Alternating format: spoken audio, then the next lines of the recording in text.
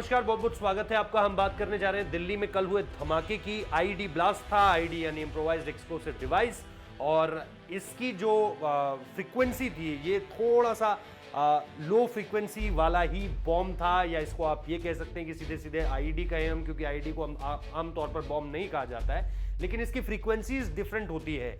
IED blast Pulwama के समय भी हुआ था, आपको याद होगा।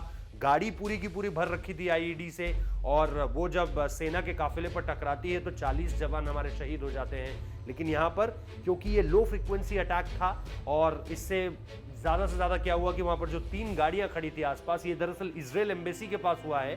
और इजराइल एम्बेसी के पास इसका होना ये भी बताता है कि कल क्योंकि भारत और इजराइल की राजनयिक, अगर आप सालगिरह देखें, डिप्लोमैटिक एनिवर्सरी देखें, तो वो 29वीं थी, और एक ऐसा ही पूरा का पूरा मामला 2012 में भी सामने निकल कर आया था।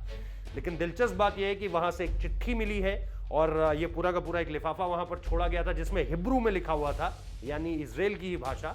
और वो निश्चित तौर पर बहुत दिलचस्प उसमें बातें लिखी गई हैं। उसमें कासिम सुलेमानी को लेकर के बातें लिखी गई हैं। उसमें ये सीधे सीधे इजराइल को चेताया गया है कि जो कुछ ईरान में हो रहा है, और क्योंकि आपको याद होगा कि 2012 में, अगर आपको याद नहीं है तो मैं आपको बता दूं कि 2012 में भी इसको पीछे एक शिया ग्रुप सामने निकल कर आया था जो ईरान का ही था।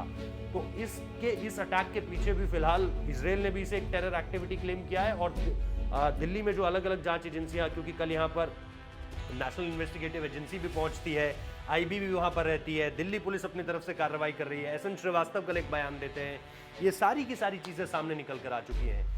दिलचस्प बात यह लगी कि इन सारी चीजों के बीच जब यह धमाका हो रहा था तो वहां से 1.7 किलोमीटर दूर विजय चौक, यानी ये कह लीजिए आपकी रायसेना हिल्स के पास ही बीटिंग द रिट्रीट चल रही थी। और ये निश्चित तौर पर स्वर्णिम जयंती थीम पर थी, क्योंकि आपको 71 जीते हुए या बांग्लादेश को बने हुए हो गए हैं 50 साल। तो इन सारी चीजों के बीच बीटिंग रिट्रीट चलती रही। ये बड़ा दिलचस्प एक वाकया था, जो मुझे ऐसा लग रहा था कि अगर 1.7 किलोमीटर दूर बॉम्ब ब्लास्ट हुआ है, चाहे वो एक आईईडी ब्लास्ट ही क्यों ना हो, और प्रधानमंत्री खुले पर बैठे हुए हैं, कोई एक बुलेट प्रूफ शील्ड नहीं है उनके आगे, वहां पर पूरी की पूरी कैबिनेट बैठी हुई है, वहां पर राष्ट्रपति बैठे हुए हैं, तमाम वीवीआईपी बैठे हुए हैं।